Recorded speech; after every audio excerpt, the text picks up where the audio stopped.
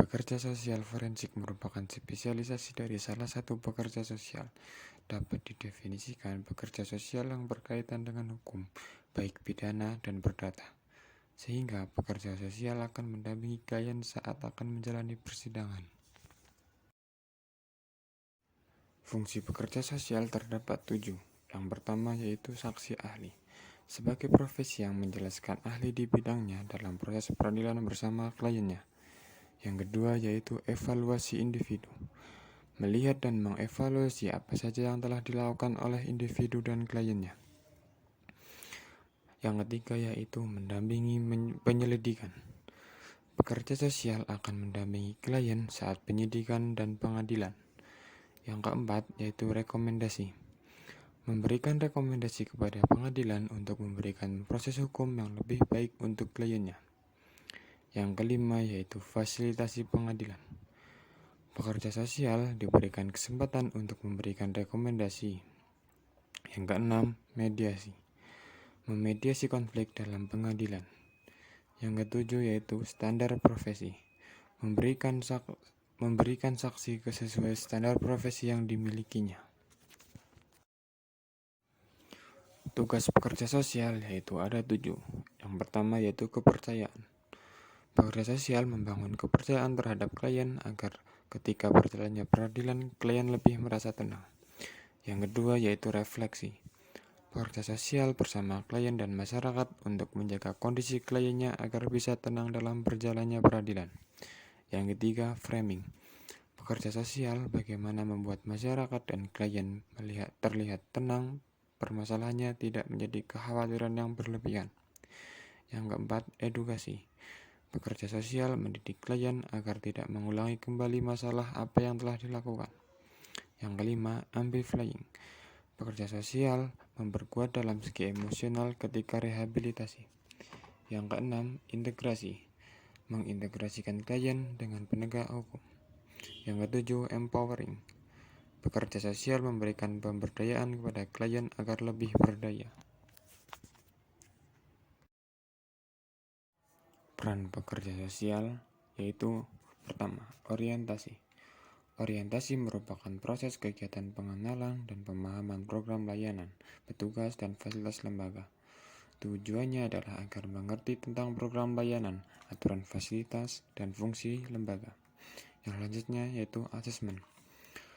Merupakan kegiatan pengalihan masalah, kebutuhan, potensi, dan sumber-sumber yang dibutuhkan dalam upaya memecahkan masalah.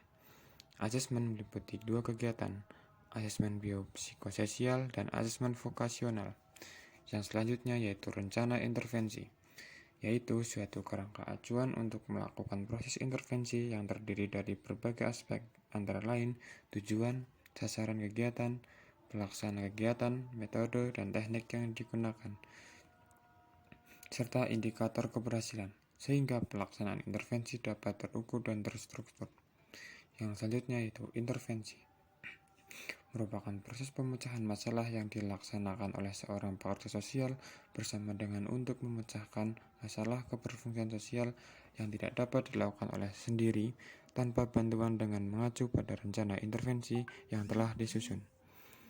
Pemecahan masalah dilaksanakan dengan berbagai macam bimbingan, yaitu bimbingan fisik, bimbingan sosial, bimbingan mental, bimbingan pendidikan, bimbingan keterampilan, resosialisasi, dan reintegrasi. Yang selanjutnya yaitu evaluasi dan terminasi.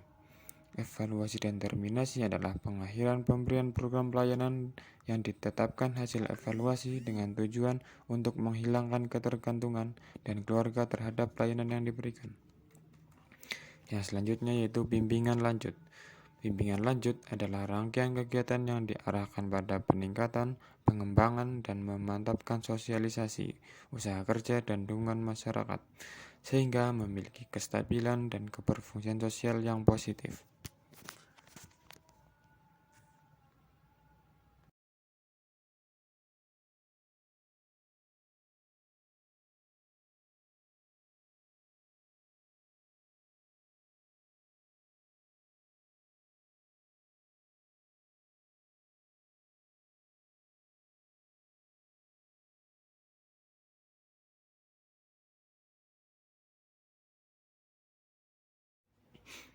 Peradilan anak. Dalam sistem peradilan pidana anak, bahwa terhadap anak adalah anak yang berkonflik dengan hukum, anak yang menjadi korban, dan anak yang menjadi saksi dalam tindak pidana.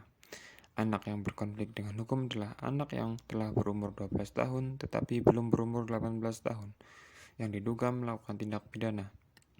Anak yang menjadi korban adalah anak yang belum berumur 18 tahun, yang mengalami penderitaan fisik, mental, dan atau kerugian ekonomi yang disebabkan oleh tindak pidana. Anak yang menjadi saksi adalah anak yang belum berumur 18 tahun, yang dapat memberikan keterangan guna kepentingan proses hukum mulai tingkat penyidikan, penuntutan, dan sidang pengadilan tentang suatu perkara pidana yang didengar, dilihat, atau dialami.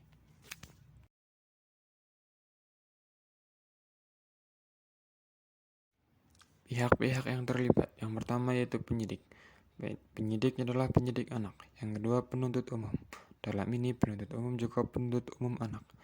Hakim juga dalam hakim anak. Selanjutnya adalah pembimbing kemasyarakatan. Pembimbing kemasyarakatan adalah pejabat fungsional penegak hukum yang melaksanakan penelitian kemasyarakatan, pembimbingan, pengawasan, pendampingan terhadap anak di dalam dan di luar proses peradilan pidana. Yang selanjutnya adalah pekerja sosial.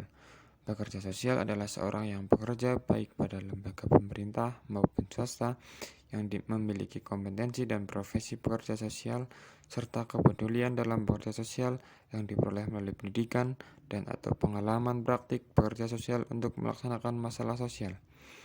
Dalam melakukan pemeriksaan terhadap anak, korban penyidik wajib meminta laporan sosial dari pekerja sosial atau tenaga kesejahteraan sosial setelah tindak pidana dilaporkan. Selanjutnya, terhadap anak yang diajukan sebagai anak yang berkonflik hukum atau APH pada tingkat penyidik, penuntutan, dan pemeriksaan perkara anak, pengadilan wajib diupayakan diversi.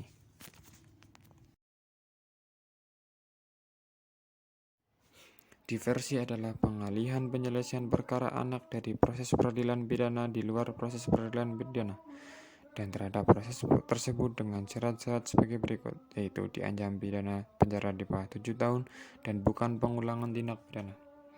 Selanjutnya, selain ketentuan tersebut, berlaku pula terhadap anak yang didakwa melakukan tindak pidana yang diancam pidana penjara di bawah 7 tahun dan didakwa pula dengan tindak pidana yang diancam pidana penjara 7 tahun atau lebih dalam bentuk dakwaan subsidiaritas, alternatif, kumulatif, maupun kombinasi.